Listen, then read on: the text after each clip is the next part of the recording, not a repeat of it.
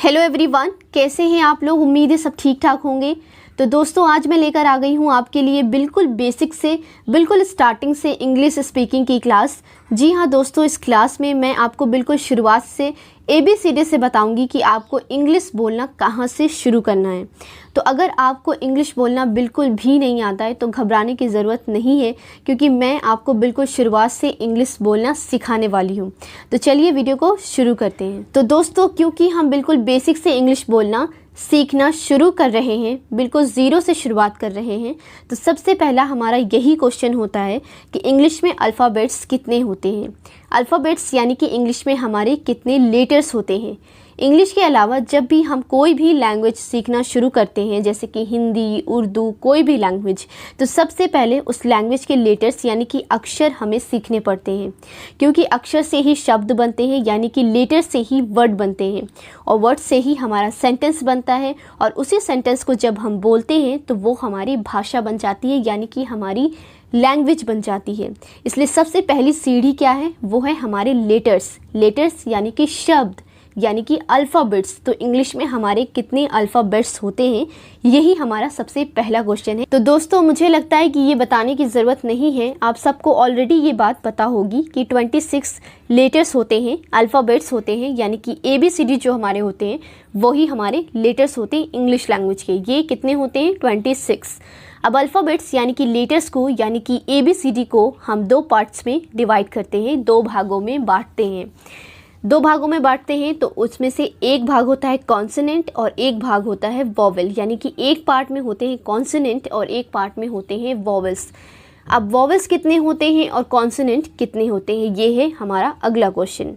Consonant कितने होते हैं और वॉवेल्स कितने होते हैं। तो कॉन्सोनेंट होते हैं 21 और वॉवेल्स होते हैं 5। वॉवेल्स कौन कौन से होते हैं? A, E, I, O, U। A, E, I, O, U, ये 5 हमारे वॉवेल होते हैं, इसे आपको याद रखना है। इसके अलावा जितने भी लेटर्स बच जाते हैं ABCD में, वो सब हमारे कॉन्सोनेंट होते हैं। यहाँ पर सबसे इम्पॉर्टेंट चीज़ जो हमें ध्यान रखनी है वो है वॉवेल्स, यानी कि A, E, I, O, U, ये 5 अक्षर, ये 5 लेटर्स आपको अभी यानी कि इसी बेसिक क्लास से ही ध्यान रख लेना है। जब हम आगे की क्लास करेंगे तो उसमें आपको वॉवेल्स की बहुत ज़रूरत होगी, तो इसे आपको अभी से यहीं से ध्यान रखना है, ठीक है। क्योंकि जब भी हम साउंड की बात करेंगे या फिर आर्टिकल की बात करेंगे, पढ़ेंगे, तो वहाँ पर हमें ये याद होना चाहिए। तब ये नहीं होना चाहिए कि वॉवेल्स क्या होता है हमें यही नहीं पता। तो इससे आपको इसी बेसिक क्लास से याद रखना है कि वॉवेल्स कितने होते हैं। वॉवेल्स हमारे जो साउंड होते हैं वो कितने होते हैं, वो 5 होते हैं। A, E, I, O, U, ये आपको अभी से ध्यान कर लेना है, दिमाग में बिल्कुल बसा लेना है। तो दोस्तों, अभी तक हमने लेटर्स पढ़ लिए, लेटर्स कितने होते हैं वो जान लिया। उसके बाद हमने लेटर्स को यानी कि अल्फ़ाबेट्स को 2 पार्ट्स में डिवाइड किया, वॉवेल्स एंड कॉन्सोनेंट, ये दोनों भी हमने जान लिए। अब हम जानेंगे कि लेटर से मिलकर एक वर्ड कैसे बनता है और वर्ड से मिलकर सेंटेंस कैसे बनता है। तो दोस्तों, A से लेके Z तक हमारे अल्फ़ाबेट्स होते हैं, यानी कि लेटर्स होते हैं। अब इनमें से एक लेटर यानी कि अल्फ़ाबेट हम चुन लेंगे, जैसे कि फॉर एग्ज़ाम्पल मैं G लेटर जो है वो चुन लेती हूँ, G फॉर ग्रेप्स। तो अब G से हम वर्ड कैसे बनाएंगे? अब G से कौन सा वर्ड बन सकता है? G से गुड वर्ड बन सकता है, जैसे कि G में हम जब O और D जोड़ देंगे तो वो क्या बन जाएगा? गुड। गुड मतलब अच्छा। अब इससे सेंटेंस कैसे बनेगा? तो इससे सेंटेंस बन सकता है I am good, यानी कि मैं अच्छा हूँ। तो सबसे पहले हमने एक लेटर लिया यानी कि G, उसके बाद हमने जब उसमें O और D को ऐड किया तो वो एक वर्ड बन गया, यानी कि गुड। गुड मतलब अच्छा। अब हमने इस गुड से कैसे एक सेंटेंस बनाया? जब हमने इसमें I am को ऐड किया, आगे लगा दिया, तो वो हमारा एक सेंटेंस बन गया, यानी कि I am good, यानी कि मैं अच्छा हूँ। इसकी हिंदी क्या हुई? मैं अच्छा हूँ। अब इसी सेंटेंस को, इसी वाक्य को हमने लिखा है। उसके बाद जब हम इसे मुंह से बोलते हैं, जब इसे हम अपनी लैंग्वेज में इंक्लूड करते हैं, तो वो हमारी भाषा यानी कि हमारी लैंग्वेज बन जाती है, हमारी स्पीच बन जाती है।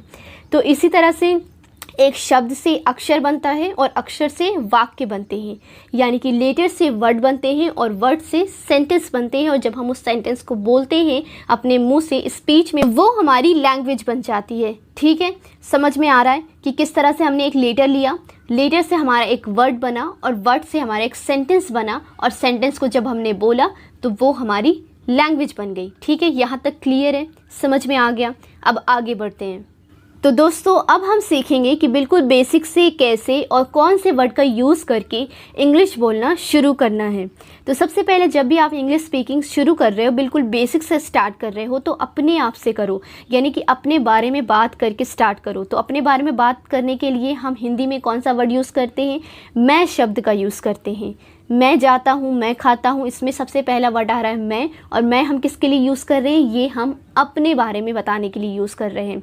तो मैं को इंग्लिश में कहते हैं आई, मैं को इंग्लिश में कहते हैं आई। तो जब भी आपको मैं वर्ड बोलना हो तो वहाँ पे आप आई वर्ड का यूज़ करेंगे।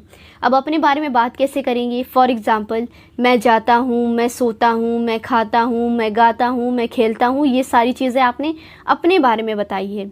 और अपने बारे में बात करने के लिए मैं शब्द का यूज़ किया है, और मैं शब्द का यूज़ जब आप इंग्लिश में करेंगे तो आप आई वर्ड का यूज़ करेंगे, यानी कि जब भी आपको इंग्लिश में बात करनी होगी अपने बारे में तो आप आई वर्ड का यूज़ करेंगे। ठीक है, यहाँ तक क्लियर हो गया। इसी तरह जब भी हम दूसरों के बारे में बात करेंगे तो हम अलग शब्द का यूज़ करेंगे। जैसे कि अगर आप किसी लड़के के बारे में बात कर रहे हो, कुछ बताना चाहते हो किसी लड़के के बारे में, यानी कि बॉय के बारे में, तो आप हमेशा ही वर्ड का यूज़ करोगे। HE यानी कि ही वर्ड का यूज़ करोगे आप किसके लिए? लड़के के लिए। जैसे कि वो खेलता है, ही प्ले, वो खाता है, ही ईट, यहाँ पे किसकी बात हो रही है? एक लड़के के बारे में बात हो रही है। तो जब भी लड़के के बारे में बात होगी तो आप ही वर्ड का यूज़ करोगे। अब अगर यहीं खेलता की जगह खेलती होता तो आपको समझ में आता कि लड़के की नहीं लड़की की बात हो रही है। खाती है, खाता है तो लड़का, खाती है तो लड़की, ये आपको समझ में आ जाता कि कहाँ पे लड़के के बारे में बात हो रही है और कहाँ पे लड़की के बारे में बात हो रही है। तो जब भी खेलता की जगह खेलती होगा, खाता है की जगह खाती है होगा, यानी कि लड़की के बारे में बात होगी, तो आप ही की तरह ही यहाँ पे शी का यूज़ करोगे। यहाँ पे क्या यूज़ करोगे? लड़की के लिए शी का यूज़ करोगे। तो जब भी आप लड़की के बारे में बात करोगे तो आप शी का यूज़ करोगे, और जब भी लड़के के बारे में बात करोगे तो आप ही का यूज़ करोगे। ठीक है, यहाँ तक समझ में आ गया, क्लियर है। अब आगे बढ़ते हैं। नेक्स्ट वर्ड है यू, यानी कि तुम। अब अगर आप फेस टू फेस किसी से बात कर रहे हो, सामने वाले को तुम कह के बुला रहे हो, तो तुम के लिए इंग्लिश में कौन सा वर्ड यूज़ करोगे? यू। जब भी आप तुम वर्ड का यूज़ करोगे तो आप इंग्लिश में यू वर्ड का यूज़ करोगे। जैसे कि तुम खेलते हो, तुम पीते हो, तुम सोते हो, तो यहाँ पे जितने भी तुम वर्ड हैं इन सब के लिए आप यू का यूज़ करोगे। ठीक है, क्लियर है। तुम के लिए हमेशा यू वर्ड का यूज़ करते हैं। ठीक है, समझ आ गया यहाँ तक। नेक्स्ट वर्ड है दे यानी कि वे या फिर वे सब। दे का यूज़ हम ग्रुप में जो लोग होते हैं उनकी बात करने के लिए करते हैं। यहाँ पर जेंडर का कोई रूल नहीं है। दे का यूज़ हम किसी भी ग्रुप के बारे में बात करने के लिए कर सकते हैं। तो ग्रुप में चाहे लड़के हों या फिर लड़कियां हों या फिर दोनों ही हों, तो हम सभी के लिए, जो भी लोग ग्रुप में हैं उनकी बात करने के लिए हमेशा दे का यूज़ करते हैं। अब जैसे कि आपको कहना हो कि वे सब खेल रहे हैं, यानी कि ग्रुप में कुछ लोग खेल रहे हैं और आप उनके बारे में बात कर रहे हो, तो आप कहोगे वे सब खेल रहे हैं, और इसे इंग्लिश में कहेंगे दे आर प्लेइंग। इसी तरह आपको अगर ये कहना हो कि वे सब खा रहे हैं, तो इसे आप इंग्लिश में कहोगे दे आर ईटिंग। तो जहाँ पर भी वे का यूज़ होगा, जहाँ पर भी आप ग्रुप की बात करोगे, तो वहाँ पे आप हमेशा दे का यूज़ करोगे। ठीक है, क्लियर हो गया। नेक्स्ट वर्ड है वी यानी कि हम। इसका यूज़ भी हम ग्रुप की बात करने के लिए करते हैं। जैसे दे का यूज़ हमने किया था ग्रुप की बात करने के लिए, वैसे ही हम वी का यूज़ भी ग्रुप की बात करने के लिए करते हैं। लेकिन यहाँ पर एक चीज़ का डिफरेंस है। दे का यूज़ हमने ग्रुप की बात करने के लिए किया था, लेकिन वो हमने दूसरे लोगों के लिए किया था। जैसे कि दूसरे लोग कुछ ग्रुप में कर रहे थे तो उसे बताने के लिए हमने दे का यूज़ किया था। लेकिन वी का यूज़ हम करते हैं ऐसी चीज़ों के लिए, ऐसे ग्रुप के लिए, ऐसी बातों के लिए जिस बात में हम भी इन्वॉल्व्ड है। जैसे कि हम स्कूल जा रहे हैं, हम खाना खा रहे हैं, हम खेल रहे हैं, यानी कि इसमें आप भी हो और आपके साथ दूसरे लोग भी हैं। तो ऐसे ग्रुप के लिए आप हमेशा वी का यूज़ करोगे। ऐसे ग्रुप के लिए आप हमेशा वी का यूज़ करोगे। जहाँ पर भी आप हम का यूज़ करोगे वहाँ पर आप इंग्लिश में वी का यूज़ करोगे। ठीक है, इतना समझ में आ गया। तो आज की क्लास हमारी यहीं पे कंप्लीट होती है। आज हमने कुछ बेसिक सी चीज़ें सीखी, जैसे कि लेटर्स क्या होते हैं, लेटर्स कितने होते हैं, लेटर्स से वर्ड कैसे बनता है, वर्ड से सेंटेंस कैसे बनता है और सेंटेंस से लैंग्वेज कैसे बनती है, कॉन्सोनेंट कितने होते हैं, वॉवल्स कितने होते हैं, ये सब चीज़ें हमने आज की क्लास में कवर की। इसके अलावा जब भी हम अपने बारे में बात करेंगे, जैसे कि हम मैं के बारे में बात करेंगे, जब हम अपने बारे में बात करते हैं तो हम हिंदी में मैं शब्द का यूज़ करते हैं। मैं के लिए हम आई का यूज़ करेंगे। जब भी हम लड़के के बारे में बात करेंगे तो हम ही वर्ड का यूज़ करेंगे। लड़की के बारे में बात करेंगे तो शी वर्ड का यूज़ करेंगे। और जब हम किसी ग्रुप के बारे में बात करेंगे तो दे वर्ड का यूज़ करेंगे। इसी तरह जब हम किसी ऐसे ग्रुप के बारे में बात करेंगे जिसमें हम भी इन्वॉल्व हो, हम भी शामिल हों, तो हम वी वर्ड का यूज़ करेंगे। ठीक है, इतनी सारी चीज़ें हमने आज की क्लास में कवर की। तो दोस्तों, उम्मीद है वीडियो आपको पसंद आई होगी, वीडियो आपके लिए हेल्पफुल रही होगी। अगर वीडियो आपके लिए हेल्पफुल रही हो तो वीडियो को लाइक कीजिए, कमेंट कीजिए और आसानी से इंग्लिश बोलना सीखने के लिए हमारे चैनल को सब्सक्राइब कीजिए। बेल आइकन को ज़रूर से ऑन कीजिए ताकि जब भी मैं न्यू वीडियो अपलोड करूँ तो उसका नोटिफिकेशन आपको मिल जाए। Thank you so much for watching. Bye bye, take care.